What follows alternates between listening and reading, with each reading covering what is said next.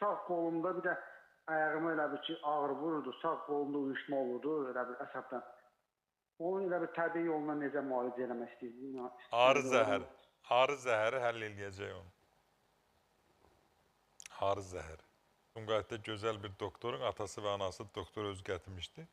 Həmin gözəl ağsaqqal deyir ki, doktor, bu keyləşmələrim qıçımda deyir, hiss eləmirdim. O arı saçmasından sonra deyir, ola bərp olub.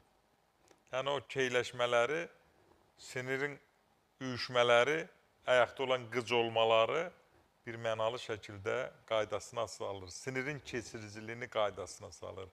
Bəzi adamlar xüsusilə də insultdan sonra qolu qalmır və yaxud da ki, çətinlik çəkir, yuxarı aşağı hərəkət etmək, onları arı zəhəri bərpa edir. Hər zaman deyirəm, Allahın insana verdiyi nömrə 1 müalicə arı zəhəridir, arı məhsullarıdır.